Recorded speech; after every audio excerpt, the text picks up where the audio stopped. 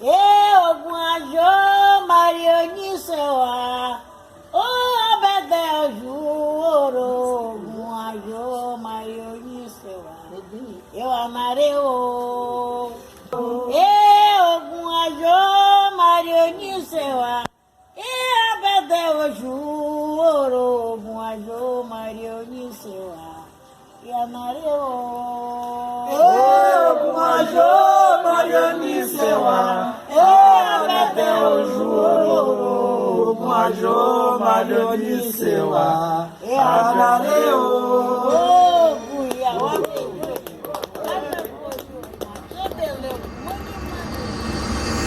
Todos, sou Rodrigo de Aldebaran e hoje eu vim contar um pouquinho da minha história para vocês, novos operadores, que fazem parte do projeto Semeando Vida entre as Estrelas, que fazem parte do projeto Florescer da Alma, Impacto Global, que nos últimos anos era o projeto Semeando Vida entre as Estrelas. Hoje nós somos mais de 10 mil operadores, mais de 300 professores e juntos fazemos esse lindo trabalho de curadores planetários. Muitos de vocês me mandam mensagens querendo saber um pouco mais sobre mim.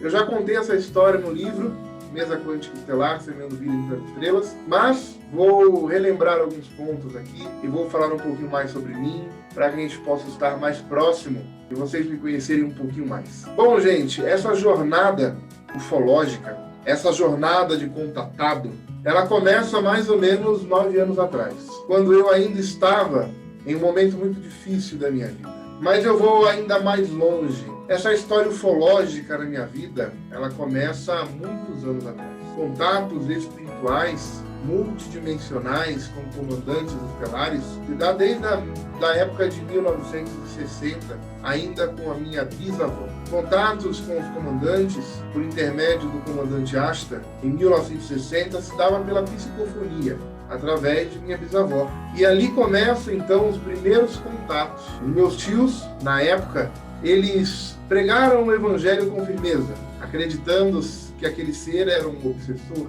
Afinal, em 1960 não existia essa tecnologia avançadíssima que esse comandante trazia em forma de informação. Neste dia, a minha avó, ainda muito nova, muito jovem, teve uma projeção espontânea e quando ela se deu, ela já estava dentro da nave do comando e ali ela pôde ver a comunicação acontecendo instantaneamente entre o espírito comunicante, comandante Ashtar, e a médium encarnada através da psicofonia. Muitas informações foram passadas, muito conteúdo foi compartilhado conosco e essas informações foram me passadas pela minha grande professora, minha tia-avó, madrinha, Zenaide Edna. Ela que me ensinou radiestesia, radiônica, física quântica, ufologia casuística, ufologia esotérica, e isso eu tinha aproximadamente 10 anos de idade, mais ou menos. A minha jornada então começa aí, aos 10 anos de idade, quando nós conversávamos muito sobre discos voadores, e ela tinha uma pilha de mais de 300 fitas cassete com aparições de discos voadores pelo mundo, com aquelas musiquinhas de disco voador que todo mundo conhece. Como eu tive momentos bons na minha vida ao lado da minha madrinha. Como eu aprendi com ela. Hoje em dia eu continuo estudando muito sobre todo o tema das terapias holísticas, de ufologia, de radiestesia, radiônica. Inclusive, eu estou finalizando agora, junto com o Caio, o livro, In Memoriam, que é só sobre radiestesia e mediunidade, que é todo o conhecimento que me foi passado pela minha madrinha, Zenaide Edna. E eu me lembro que eu tive momentos maravilhosos em Santana, São Paulo, no bairro do Mandaqui, no Peri Alto, Peri Alto. E lá em cima do apartamento, naquela época não tinha muitos prédios naquela região. Então a gente via aquela imensidão de céu e a gente ficava altas madrugadas com um binóculo muito antigo e grande que ela tinha, parecia o binóculo do exército, e a gente ficava procurando aquilo que nós chamávamos de puguinha, que é aqueles brilhos pequenininhos que passam no horizonte e a maioria não percebe. e nós conversávamos, relembrávamos muitas palestras que ela, em sua juventude, ia em Campinas, em Brasília, em outras localidades. Ainda muito jovem, isso deveria ser na década de 70, mais ou menos, e ela ia para essas regiões em busca de palestras, contatos. E eu lembro que uma das palestras que ela iria em Campinas seria a respeito de contatados e comandos estelares. Isso, gente, em 1970. E antes dela ir, ela teve um contato com o comando Astar e ele falou: eu tenho um presente para você separado lá. E ela foi, pegou ônibus no terminal Tietê, ou, se eu não me engano, foi na Barra Funda, se me falha a memória, e ela foi para Campinas. Chegando em Campinas, na palestra, o palestrante era um palestrante internacional, se eu não me engano era do Peru,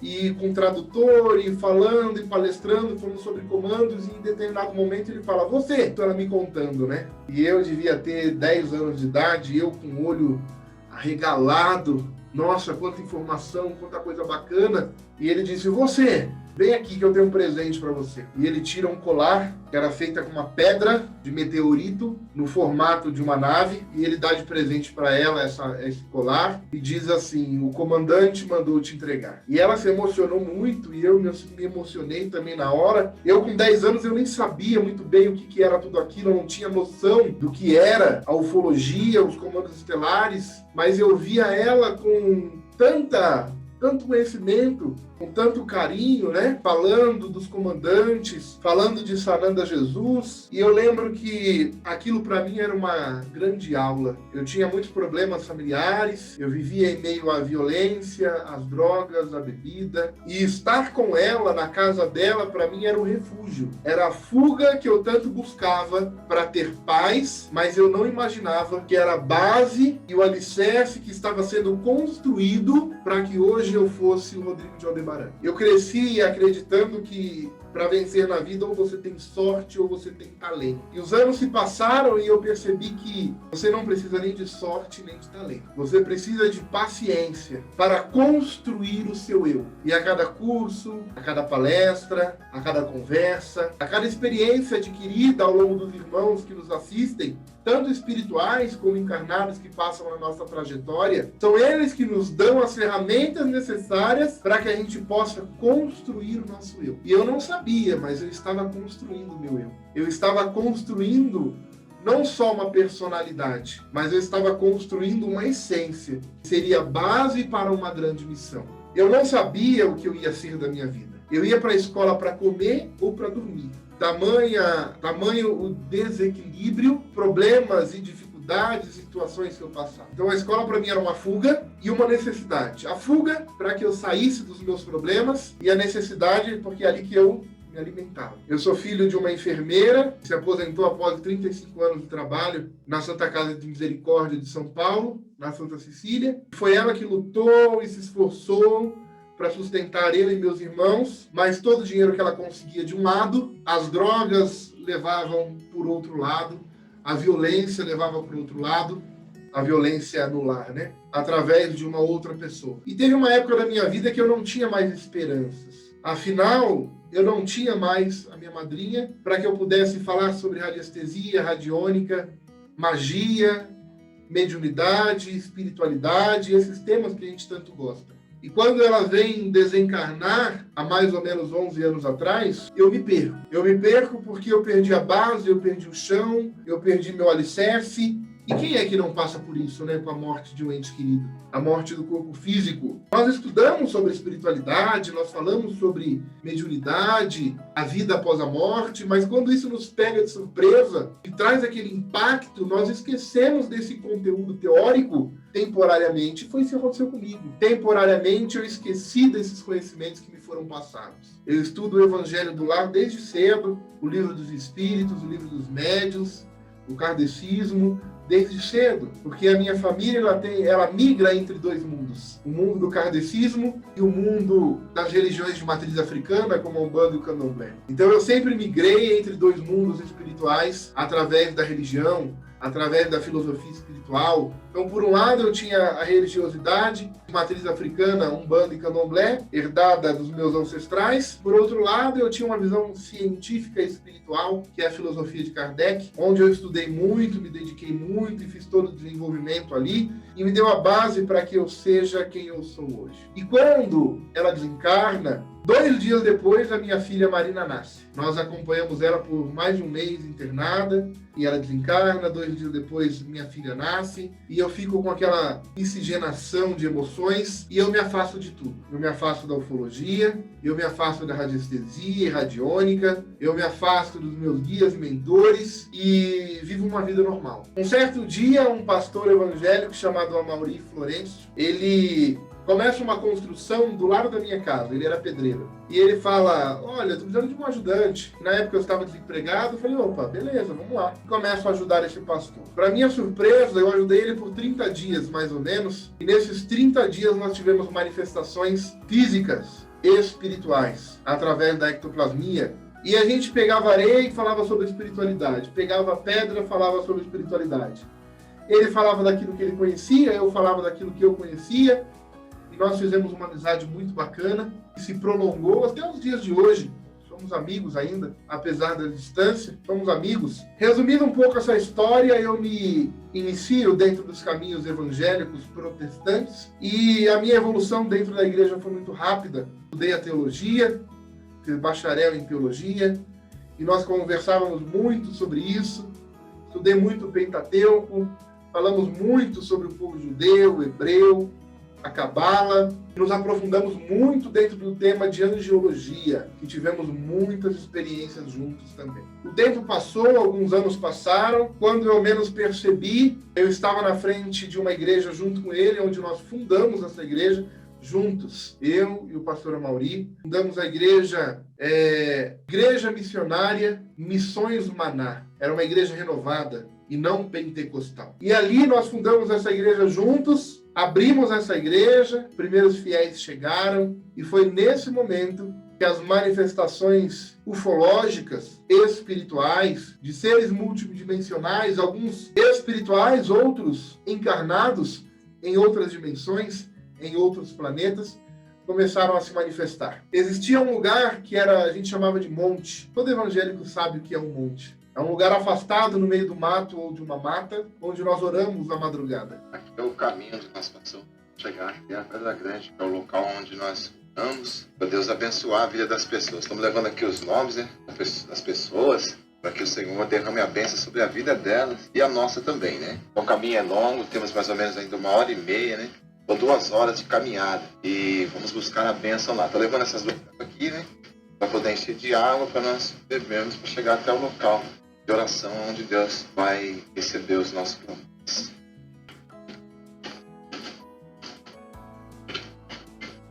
Caminhamos já 20 minutos. Esse daqui é um dos pedaços mais ocidentados, né? Para esse daqui, acredito que vai ter ainda mais uns 2, 3, né?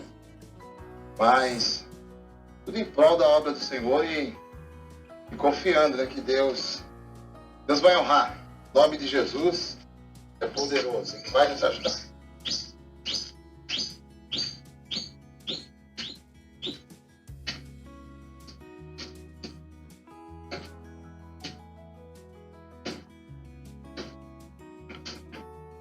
Que lugar maravilhoso.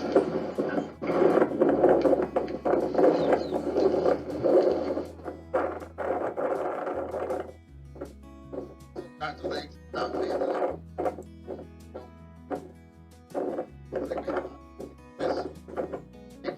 Outros propósitos.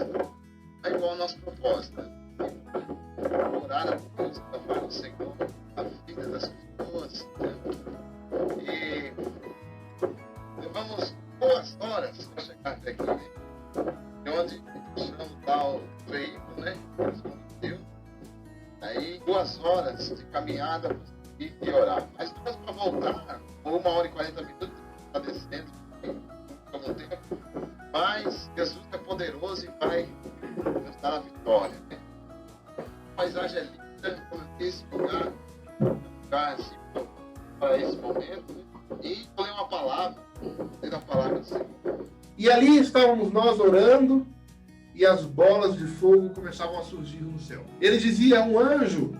Eu dizia, é uma nave. Essas luzes começaram a surgir no meio da mata. E ele dizia, é o Espírito Santo. E eu via os comandantes posicionados no mundo espiritual através da clarividência. Essas naves nos perseguiam na rua. Saíamos da mata, posicionada no bairro da Casa Branca, Suzano, São Paulo. Descíamos e daquela mata até minha casa dava uns 2 quilômetros, 1,5 quilômetros mais ou menos. E nós íamos andando e as luzes nos seguiam no céu. E ele dizia, um anjo, é o arcanjo Miguel. Ou um outro anjo que eu não posso citar o nome, porque é um mistério do pastor Amauri, que eu tive a experiência de ver com meus próprios olhos essa manifestação e experiência. Então é um anjo que eu não posso citar o nome, e eu sabia que era uma nave, outras vezes era uma sonda, outras vezes eram muitas sondas, e nós víamos assim, ó, a olho nu, à tarde, 5 horas da tarde, todo mundo na rua olhando para cima e vendo o que é aquilo. E essas manifestações nos perseguiam por muito tempo. Até o momento onde nós tivemos experiências de sermos, de fato, abduzidos juntos. Eu e o pastor Amauri. Muito do conteúdo foi apagado da memória dele, por conta da crença limitante que ele tinha, e foi passado muita coisa a mim naquele período, inclusive dificuldades que o planeta teria, catástrofes, epidemias. Quando teve H1N1 eu avisei. Pandemia, agora como nós estamos vivendo, e um ano antes disso eu já tinha avisado também. Tudo isso por orientação dos comandos estelares. Mas o Rodrigo não é só isso, não é só um canalizador. Uma pessoa comum como você, que tem suas religiões, sua fé, sua prática e compromisso espiritual, pai de família, casado com uma esposa maravilhosa, que é a Priscila, que deu base e alicerce para que o projeto seja o que é hoje. Muito disso vem do trabalho árduo dela nos bastidores. 4 filhos, noivo também da Vanessa. E sendo assim, nós somos uma família muito unida, muito amorosa, muito respeitadora, que honra o compromisso espiritual, que respeita tudo e todos e exige esse mesmo respeito. Então nós somos uma família que serve o compromisso espiritual aos comandos estelares e aos orixás. Antes de ser um contatado, antes de ter o compromisso com os comandos estelares, antes disso eu tenho um compromisso com meus orixás. Sou um babalorixá, sou um babalaô, ao Oifá, Farimbê Facunlê, do culto ao Lessé Orixá, de Ifá, iniciado nos segredos, sou um zelador de orixá da Umbanda, onde temos o nosso templo 7 estrelas divinas, é uma Umbanda estelar, Ogum Choroquê e Preto Velho Antônio da Campina, da Umbanda estelar. Sou um Oifá, do templo Ifá Tossim, de Lessé Orixá, ambos do culto ao orixá.